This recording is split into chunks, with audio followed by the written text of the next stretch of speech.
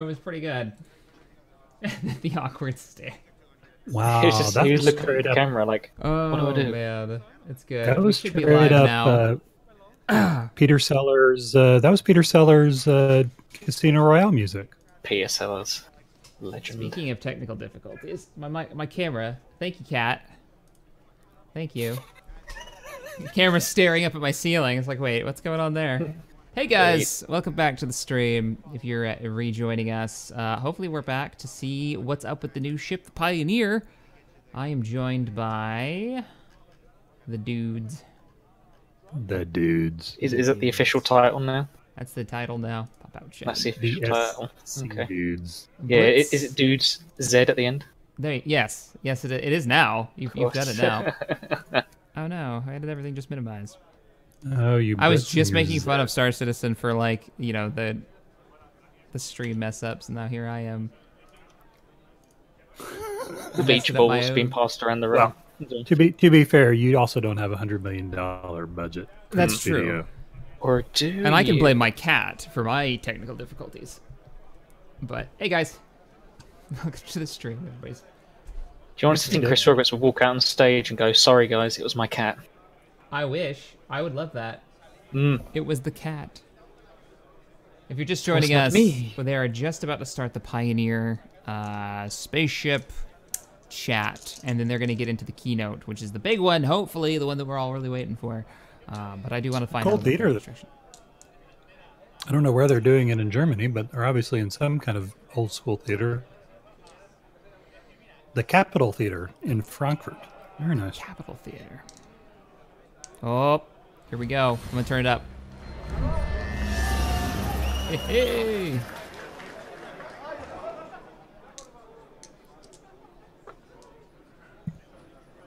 All right, Pioneer, be amazing. You can obviously catch this if you don't want commentary over on the Star Citizen Twitch page.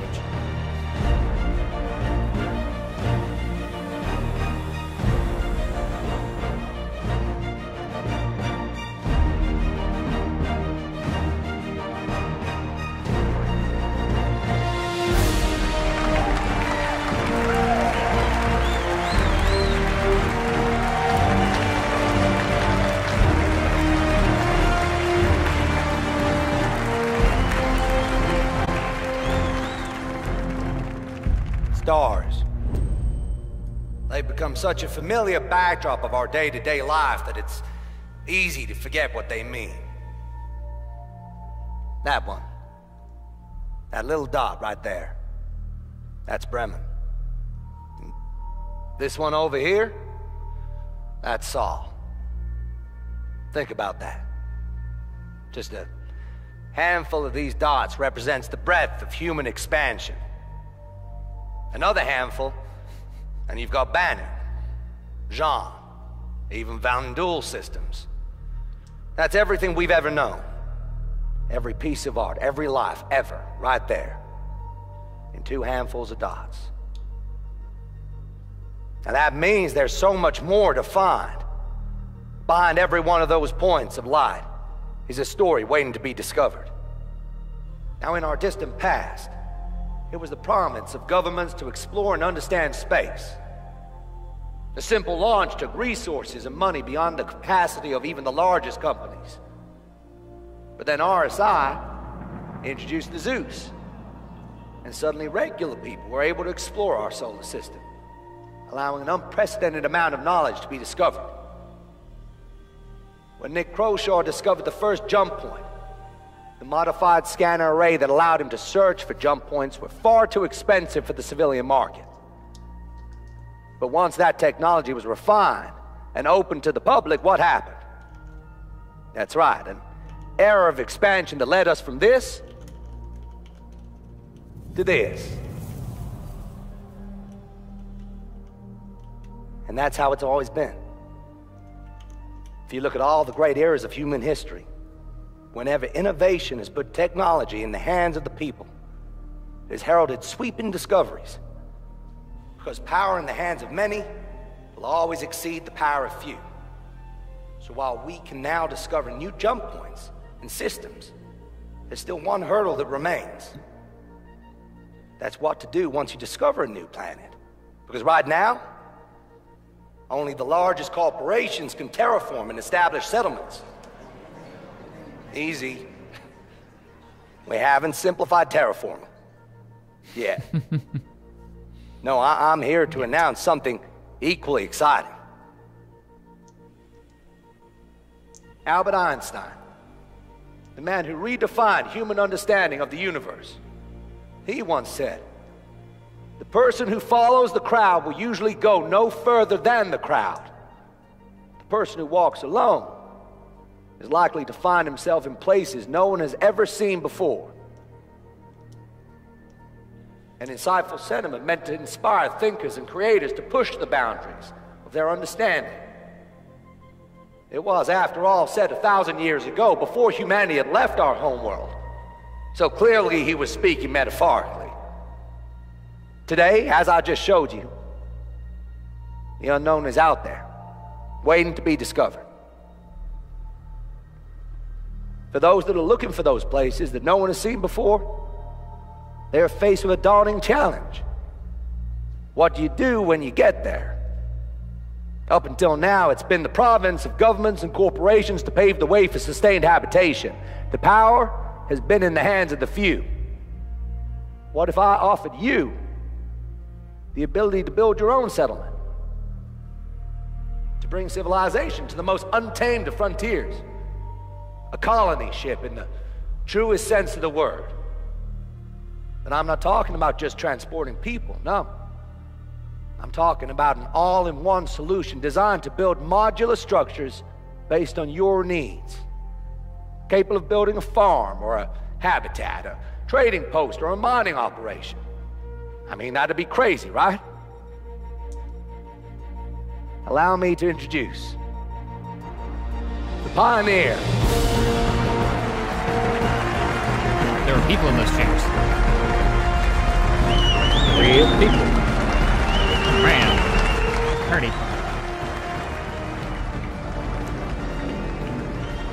Look at that thing. They're gonna show how it builds. I mean, we still have no idea what we can do with it, but I'd like to see how it builds your settlement. It is cool looking. It's massive as well. Yeah, if that was if that's a human being and that's one of their outposts, that thing is huge. Yep. With that, let the new age of colonization begin. You know, I wouldn't mind if this entire conference happened on like an in-universe stage. No, that'd be okay. I'd be cool with What that. is it? What did one person call it in the chat? The convenception convention within the convention. Yeah. Convenception? That sounds terrible. Why does it feel like he's like a settler saying, "Oh yeah, go and build a new life in the West"? If you're interested in building it really outposts, wasn't you're definitely over the going to top check that Southern out. accent. We have Oh, all it's- the info about it already up online, so you can feel free to go website and check out more detail. I kind of expected them this to panel say, is "Here's gonna where you tear it sign apart up and for give us all the the detail we timeshare want." condo" at the end of that video. If you're interested about it, it's going to talk about the too, aesthetics, get the on technical House on the Moon. design, and how it actually functions in game. So Sign up now without further for a ado, low price I have of Todd Pappy, our What Star is Citizen this Live Director about? from the German office. This isn't about how it functions. This is about how it looks. No, John Crew, lead technical designer from the UK office. I missed that bit. Sorry. It's okay. Mr. Paul Jones, art director from the UK office. And Mr. Tony Z, I love how the director of ships look, Persistent Universe out But of I was Austin. really hoping for gameplay. Like, I want to hear functionally what they're planning to do up with to you this guys. thing. Because you basically just revealed, hey, you can build outposts. So we're here to talk about the Pioneer and let's hear about it. other things that are associated with it. So, all right, we'll get into No one knows who to start. So, like Brian said, we've think got that was RC actually Honcho, scripted. we've got SC Honcho, we've got Live Honcho, and Tech Honcho. All right, so staking your claim. So the idea behind this is kind of the land settlement that happened in the States in 1889. And with this ship, it is built to go and settle unknown lands. So before we even thought about this, before we even got into it, there was a couple they of really are going prerequisites full that we wagon felt train needed with to this, be aren't they? done. I mean, what else could they First do? one being procedural plans. Really? that you I mean, guys have it's seen. exactly what it is. Now, Go out obviously, and that stake your creates a claim huge, on the massive play frontier. area that we need to Like, it's fill. straight up the space gameplay. version of that. And Especially with the since like we're the letting you really guys fill it. southern accent as well. If you're gonna go big. Then the other thing is that That's why I'm kind of we surprised they needed didn't to call it the establish the two ends of the Costoga. spectrum. So Call it the Pioneer. we've got cities Canistoga. that you guys have seen Pioneer's with on the Area money. 18. And then we've got outposts, and then in the middle we've got villages. Really? A little We'll support introduce craft later. called the sharecropper. But now that we have outposts, Your that's land basically vehicle our would be the campsite. Sodbuster. I mean, come on, how far are we going to go and with then this? procedural building tech. And I think that you guys have seen some of that stuff, and then I'm sure that we'll show you more in the future. So where this ship fits into the game is a mid to long-term ship. It's for building and placing outposts. And like Brian said, we'll go into more detail about it on this panel. Sweet. And then the thought process behind it is that this is for orgs or for a single player that wants to run AI.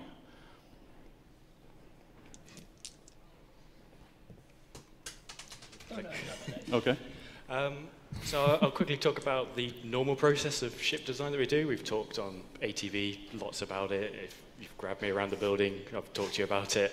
It's usually a pretty linear process. So we get a super simple design brief from a director. Like we get Chris, Okay. Ben Lesnick, Todd. Come on, guys, Tony. don't sit here and They tell go, us your "I whole want the design, ship like to do how we this." come up with the concept, And then we how go that away to the concept design comes to form. department, No, tell us about the and we concept expand that and to how a it's going to work. one-page design brief. like a No, no, PowerPoint. we need the flow Interpreted charts first so what we can they want understand the correctly. process. That is high-level stats. So killing This is me. my They're small. 60-slide PowerPoint. dimensions, Sorry rough if we're extra armament, salty today, rough guys, but speed, it's been, rough size. instead of being like a We have 45-minute a kickoff awesome meeting based video around that of with all like, the here's all the directors, cool they give shit their that's coming out buy-in. for Star Citizen, it has been an And then we go all-day away stream and we of do like super language simple stuff, like white things box that I don't mind engine reading just about, to but it's like block out the language shapes, stuff 'cause and it's one thing saying we want a ship to be plants 50 and meters and we want it to do X, Y, Z. good stuff. But if you can't actually fit those three things in it, there's no point it being 50 meters. So then we quickly validate that.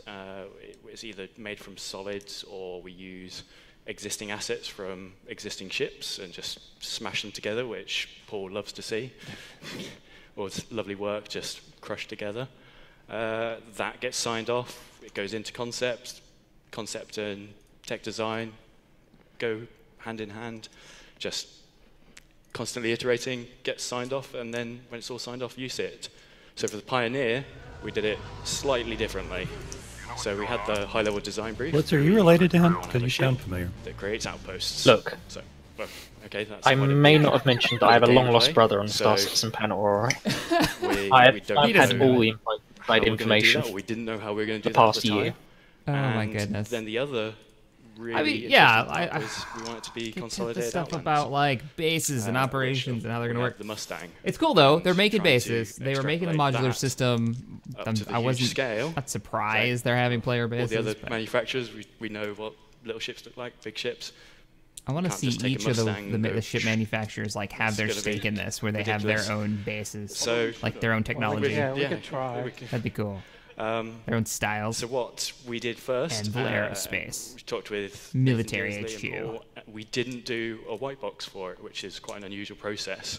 They went away and did all mood boards, concepts of what they want. That's alright, Robert Ellis on the consolidated stream reckons outlines I've got to more look energy like than this Paul guy. will show you some of the early stuff because And you're half asleep. it was very clear from that what shape and form the ship would take. There's no point us making boxes Really? if the ship's going to be a round flying disc. It's not Today gonna work. on Float So we Chart got those Simulator. back, and you can see the round and round. Was bit it in the last year middle, where they talked for where like 20 we got the minutes about the concept, forum Chris back liked in? it, signed it off, did a white box. No, with arms, really? No, that It was doesn't real bad. work. Oh. Round and round we go. It was till everyone real was bad. happy, It was signed all off, about like the and forum that was and that. then like the chat, but not the in-game chat. So some The quick outer ship game chat. stats. The new ship matrix went live last Heavy night repair and at some point. science. So we've gone through every ship in the game and updated all their stats to the It best went that from we the know Mustang of. to the Pioneer. And we're Sweet going to keep babies. that more up to date. It's a much simpler process now. 35.6 Anything you million see kilograms. up there with a dash is because we don't know 600 cargo where person. it's fully 4 going to be. crew, We'd really. rather 4 crew. Minimum. give you It's the, huge. the numbers 4 when crew. they're not Well, going to it's minimum, though. rather Oh, than max is what we 8, so had in never the mind. past. Yeah. It's like this. Everyone sits there for 3 years Wow. and goes, why is it not like that anymore? We'll give you it when Fantastic. we have some solid numbers. But the numbers we do have there are the ones we do know about. So it's 200 meters long, which is quite big. 200 meters long. It's a capital Damn. size ship, which if you've read all the shipyard posts we've been doing over the last 2 weeks, explains that. It's got 600 SEU of cargo, which is used for building the bases. A min crew of 4. I wonder if you can use it max to crew of haul 8 stuff supports outside 8 of just living on base it, so you construction. can If you can just just use it as a about get trade by ship. doing Because it is 4. cool looking. So it is a Well, it said team like effort to do this. 600 units, 800 units Next cargo capacity. bit I need to compare it to the other ships to figure out how big that actually is. the more detailed breakdown. Oh, And this yeah, what's actually the didn't latest change much They've from updated the it. initial Something like the brief that we did. freelancer. Right? That's Things my like go-to. thrusters How much can the always freelancer change hold? as Because we- that'll give me an we build the idea ships out and of work how out where big the this best place actually for is. them was. And the only bit that actually changed was the turrets. So we went from Oh, it's got some having good turrets 4-man on it. turrets to having 2-man turrets and 2 unmanned turrets. And that was, as we were going over the shapes, obviously to get to a manned, or to use a manned turret, you need to get a man to that turret, which in itself creates restrictions on sizes and shapes. By taking that out of the equation, you can have much more interesting shapes and feel, and the person controlling that turret is just sat somewhere in a nice central location to use it. So yeah, that hopefully you can all see on the website now and look in more detail at it. If you guys want to watch the Clicker. stream without our voiceover, Alright, let's go. it's live over on Twitch right now. So, So this you're is in the wrong place if you're looking the for no outside commentary. of the talk. This is a pretty good question to ask. Obviously, John's explained sort of the initial part of the process. It's the ship's it's pretty different to what we've had to deal with before. It's been dealt with generally by one of the concept team in the UK, and he's done very well to remain sane throughout this process. So it has been very challenging, but what I'm going to give you now is a sort of high-level process of how we've approached this This ship. sucker is $750. A little bit of sort of behind the scenes, Oi. and then sort of more of an explanation of Comes with a bunch of stuff, though. Thanks, where Wolfie. we've arrived, how we've arrived. Yeah, I can't actually load the Roberts and hopefully you guys will website really right like now. it. So Traffic per one. So this Yeah. is my for some favorite reason, new buzzword. I think somebody said that the came up Banu with Merchantman specifically for has this, talk. 3,000 I SE. think these 3 lines basically describe how we sort of approach this ship. And especially with this ship, we basically, it was kind of different to the other ships in the past. So basically this one was Monolithic very manufacturing. clear. It was basically, it was utilitarian. It was basically monolithic manufacturing. It's basically, you've got a huge brick of a ship, essentially.